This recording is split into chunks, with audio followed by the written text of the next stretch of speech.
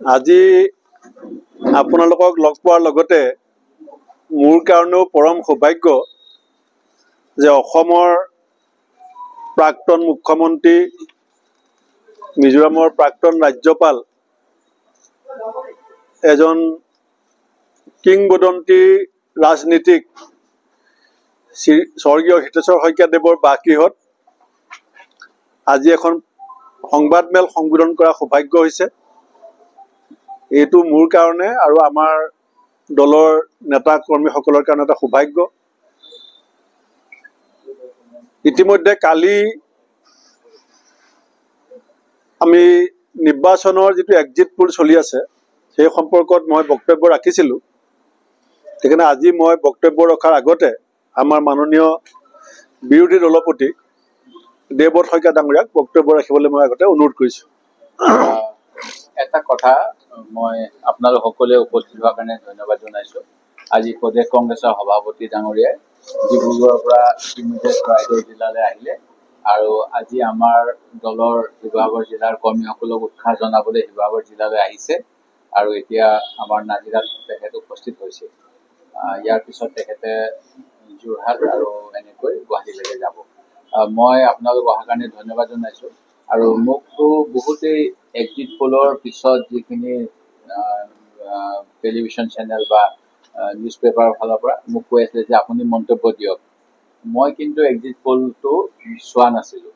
মই সেইদিনাই কৈছোঁ যে মই সমষ্টিত ক'ৰবাত ঘূৰি ফুৰিছোঁ আৰু মই এক্সিট পোলটোৰ ওপৰত মোৰ ইমান বিশ্বাস নহয়, কাৰণ ইয়াৰ পূৰ্বেও 2004 চনত যেতিয়া বিজেপিৰ হ'ব বুলি কৈছিল তেতিয়া কিন্তু কংগ্ৰেছৰ আহিছিল। ঠিক তেনেকৈ গুজৰাটত আমাৰ কেনেকুৱা হ'ব, কৰ্ণাটকত কেনেকুৱা হ'ব, তেলেংগানাত কেনেকুৱা হ'ব, এইবিলাক কথা টিভি মাধ্যমত এক্সিট পোলসমূহে দিছিল। এইবিলাক কিন্তু বাস্তৱায়িত হোৱা নাছিল।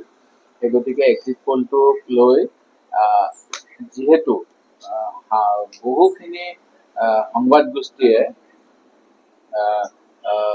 যিকোনো কাৰণবশত আমি ভাবোঁ যে তেওঁলোক প্ৰেচাৰত আছে, সেই গতিকে তেওঁলোকে প্ৰকৃত এক্সিট পোল কৰিছে নে নাই সেইটোও সন্দেহৰ বিষয় ফল আছে।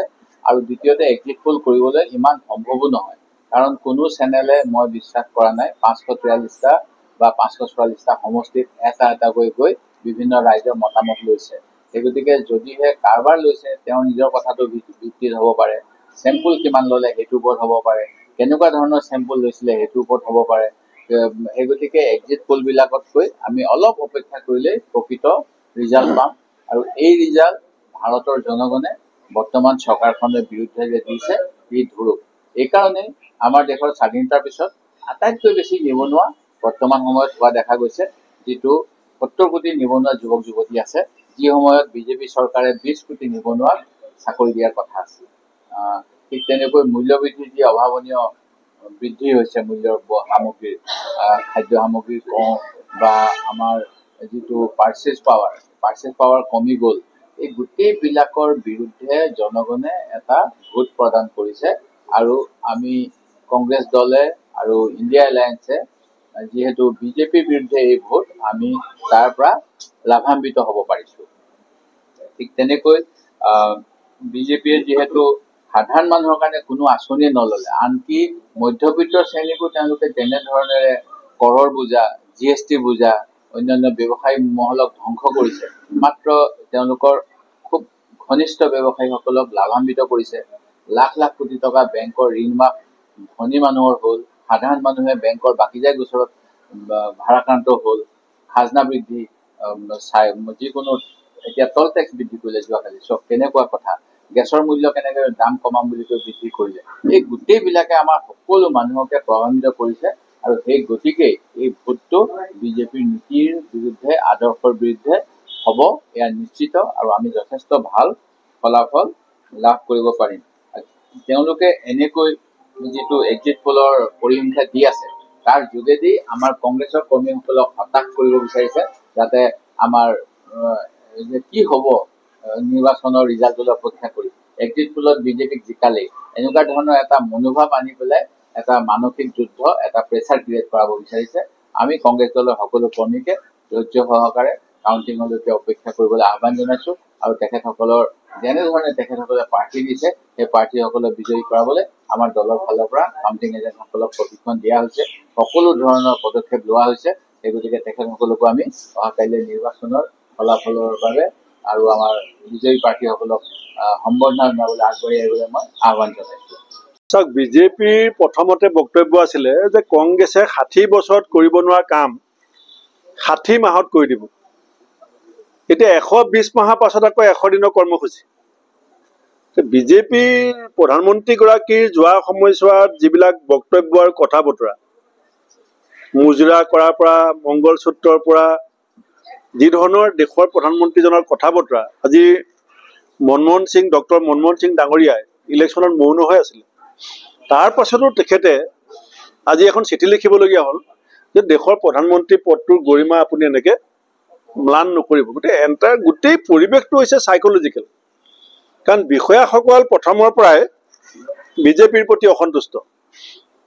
দেশৰ জনসাধাৰণ ইতিমধ্যে আমাৰ শিল্পী নেতাই কৈছে যে আমাৰ মূল্য বৃদ্ধি, নিবনুৱা সমস্যাকে আদি কৰি যি ধৰণৰ ভয়াৱহ পৰিস্থিতিত ৰাইজে এইবাৰ ইলেকশ্যনটো খেলিছে, গতিকে এটা তেওঁ পৰিৱেশ বনাই ৰাখিব বিচাৰিছে যাতে কাউণ্টিঙৰ ক্ষেত্ৰত এটা বিজেপি চৰকাৰ আহি আছে, আমি আহি আছোঁ, তোমালোকে যিকোনো পৰিস্থিতিৰ সন্মুখীন বা আমাৰ লগত মিলি থাকা। নহ'লেনো আজিলৈকে আপুনি শুনিছিলে নেকি যে দেশৰ গৃহমন্ত্ৰীয়ে 150 জন ডি চিক ফোন কৰিছে বুলি? ডি চিক অসমৰ কোনোবা মুখ্যমন্ত্ৰী বা মন্ত্ৰীয়ে ফোন কৰিব পাৰে। বিভিন্ন পৰিস্থিতি, বানপানী হৈ আছে, লোড শ্বেডিং হৈ আছে। চেণ্ট্ৰেল হোম মিনিষ্টাৰে যোৱা 10 বছৰত অমিত শ্বাহ ডাঙৰীয়াই কেতিয়াবা যিকোনো পৰিস্থিতিত ডি চিকটো ফোন কৰা আমি শুনা নাই। তো ইমান ধৰণৰ এটা হতাশগ্ৰস্ততাৰ ছবি তেওঁলোকৰ ভিতৰত আছে, সেইটো ঢাকিবৰ কাৰণে তেওঁলোকে এইবিলাক কাম কাজ কৰি আছে। চাওক, বিজেপিৰ প্ৰথমতে বক্তব্য আছিলে যে কংগ্ৰেছে 60 বছৰত কৰিব নোৱাৰা কাম 60 মাহত কৰি দিব। এতিয়া 120 মাহৰ পাছত আকৌ 100 দিনৰ কৰ্মসূচী। বিজেপিৰ প্ৰধানমন্ত্ৰীগৰাকীৰ যোৱা সময়ছোৱাত যিবিলাক বক্তব্য আৰু কথা বতৰা, মুজৰা কৰাৰ পৰা মংগলসূত্ৰৰ পৰা যি ধৰণৰ দেশৰ প্ৰধানমন্ত্ৰীজনৰ কথা বতৰা, আজি ডক্টৰ মনমোহন সিং ডাঙৰীয়াই ইলেকশ্যনত মৌন হৈ আছিলে। তাৰ পাছতো তেখেতে আজি এখন চিঠি লিখিবলগীয়া হ'ল যে দেশৰ প্ৰধানমন্ত্ৰী পদটোৰ গৰিমা আপুনি এনেকৈ ম্লান নকৰিব। গোটেই পৰিৱেশটো হৈছে চাইকলজিকেল। কাৰণ বিষয়াসকল প্ৰথমৰ পৰাই বিজেপিৰ প্ৰতি অসন্তুষ্ট। দেশৰ জনসাধাৰণ ইতিমধ্যে আমাৰ শিল্পী নেতাই কৈছে যে আমাৰ মূল্য বৃদ্ধি, নিবনুৱা সমস্যাকে আদি কৰি যি ধৰণৰ ভয়াৱহ পৰিস্থিতিত ৰাইজে এইবাৰ ইলেকশ্যনটো খেলিছে, গতিকে এটা তেওঁ পৰিৱেশ বনাই ৰাখিব বিচাৰিছে যাতে কাউণ্টিঙৰ ক্ষেত্ৰত এটা বিজেপি চৰকাৰ আহি আছে, আমি আহি আছোঁ, তোমালোকে যিকোনো পৰিস্থিতিৰ সন্মুখীন বা আমাৰ লগত মিলি থাকা। নহ'লেনো আজিলৈকে আপুনি শুনিছিলে নেকি যে দেশৰ গৃহমন্ত্ৰীয়ে 150 জন ডি চিক ফোন কৰিছে বুলি? ডি চিক অসমৰ কোনোবা মুখ্যমন্ত্ৰী বা মন্ত্ৰীয়ে ফোন কৰিব পাৰে। বিভিন্ন পৰিস্থিতি, বানপানী হৈ আছে, লোড শ্বেডিং হৈ আছে। চেণ্ট্ৰেল হোম মিনিষ্টাৰে যোৱা 10 বছৰত অমিত শ্বাহ ডাঙৰীয়াই কেতিয়াবা যিকোনো পৰিস্থিতিত ডি চিকটো ফোন কৰা আমি শুনা নাই। তো ইমান ধৰণৰ এটা হতাশগ্ৰস্ততাৰ ছবি তেওঁলোকৰ ভিতৰত আছে, সেইটো ঢাকিবৰ কাৰণে তেওঁলোকে এইবিলাক কাম কাজ কৰি আছে। ঈদ হিচাপে এতিয়ালৈকে ক'তো কোৱা নাই, কিন্তু এইটো যিমান আমাৰ তৃণমূল পৰ্যায়ৰ দলৰ নেতা কৰ্মীৰ যিটো ৰিপৰ্ট, এইটো আমি 100% নিশ্চিত যে যোৱাবাৰতকৈ আমাৰ ভোটৰ পাৰ্চেণ্টেজ যথেষ্ট ভাল হ'ব আৰু চিটৰ সংখ্যা যথেষ্ট বৃদ্ধি পাব। নিৰ্দিষ্টকৈ আমি এইকাৰণেই কোৱা নাই যে আমাৰ প্ৰায়বিলাক প্ৰাৰ্থী আৰু প্ৰায়বিলাক জিলা ব্লক কংগ্ৰেছ অত্যন্ত উৎসাহী আৰু আশাবাদী হৈ আছে।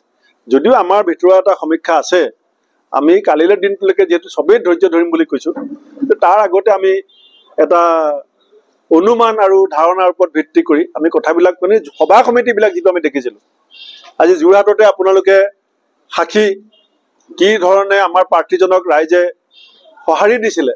নতুন প্ৰজন্ম, গাঁৱৰ মহিলা, কৃষক, শ্ৰমিক, বনুৱা যি ধৰণৰ সঁহাৰি পাইছিলে, সেই সঁহাৰিৰ পৰা আমি অনুমান কৰিছোঁ যে আমাৰ যথেষ্ট ভাল ফলাফল আমি দেখুৱাম। আমিতো অত্যন্ত আশাবাদী। আমাৰ খাৰ্গে ডাঙৰীয়া ইতিমধ্যেই কৈছে আৰু আমাৰ অল পাৰ্টি আজিও গোট খাব। ইণ্ডিয়া এলায়েন্সৰ একদম সষ্টম হৈ আছে আৰু আমি অসমৰ পৰাও মানে ভাল ৰিজাল্ট দিম। এক্সিট পোলৰ বিপৰীত যদি হ'ব লগা হয় তেতিয়াহ'লে ইণ্ডিয়া এলায়েন্সে চৰকাৰ গঠন কৰিব লাগিব। আৰু এক্সিট পোলত ইমান ভুল আছে। হাৰিয়ানাত আছে 10খন আসন, তাত 19খন আসন বিজেপিক দি দিছে। হিমাচল প্ৰদেশত 4খন আসন আছে মুঠতে, তাত 8খন আসন বিজেপিক দি পেলাই তেওঁলোকে বিজেপি দলৰ চৰকাৰখন গঠন কৰিছে এক্সিট পোলসমূহ। আৰু আমি ভাবো যে ৰাইজে তেনেকুৱা কৰা নাই, সেই গতিকে বাস্তৱটো এক্সিট পোলত কেতিয়াও নোলায়, সেই কথা আমি বাৰম্বাৰ দোহাৰিছো। আৰু ৰাইজে এইবাৰ বিজেপিৰ যি অপশাসন তাৰ বিৰুদ্ধে ভোট দিছে। আৰু এয়া অকল অসমৰ ক্ষেত্ৰতে হোৱা নাই, এয়া গোটেই ভাৰতৰ ক্ষেত্ৰত হৈছে। ভাৰতীয় সেনা বাহিনীক যেনেকৈ দুৰ্বল কৰিলে, তাৰ ফলত হাৰিয়ানা, উত্তৰাখণ্ড এইবিলাক ৰাজ্যত বিজেপিৰ বিৰুদ্ধে এটা ঢৌ বলিলে। ঠিক তেনেকৈ কৃষক, আমি জানো যে পাঞ্জাৱত গ্ৰীণ ৰিভলিউশ্যন হৈছিল, হাৰিয়ানাত হৈছিল, অন্যান্য চাউথতো বহুত খেতি বাতি হয়। এইবিলাক ৰাজ্যত যিবিলাক কৃষকৰ মিনিমাম ছাপৰ্ট প্ৰাইজ নিদিলে বা অন্যান্যখিনি কৰিলে, তাৰ বাবে তেওঁলোকৰ বিৰুদ্ধে জনমত সৃষ্টি হ'ল। ঠিক তেনেকৈ অসমত যেতিয়া আমাক হঠাৎ নাগৰিকত্ব সংশোধনী আইনখন নানো বুলি কৈ, জাতি মাটি ভেটি ৰক্ষা কৰিম বুলি কৈ, অসম চুক্তি আখৰে আখৰে পালন কৰিম বুলি কোৱাৰ পিছত গা বলবৎ কৰিলে অসমীয়া মানুহেও বিজেপিৰ বিৰুদ্ধে, মানে মোৰ যিমান দূৰ খবৰ, ভাৰতীয় জনতা পাৰ্টিৰ সদস্য, অসম গণ পৰিষদৰ সদস্য যিসকলে অসম মাতৃক ভাল পায়, তেখেতসকলে বিজেপিৰ বিৰুদ্ধে এইবাৰ ভোট দিছে। ভৱিষ্যতে কি হ'ব নাজানো, কিন্তু বিজেপিক এটা শিক্ষা দিব বিচাৰিছে যে আপোনালোকে কিয় এনেকুৱা মানে কি কয়, ক্ষমতা পালে উভত গুৰে নচায়, এই কামটো কিয় কৰিছে, এই প্ৰশ্নটো এইবাৰ ভাৰতৰ জনগণে বিজেপিক সুধিব বিচাৰিছে। আৰু সেই গতিকে এইবাৰো আমি যথেষ্ট আশাবাদী।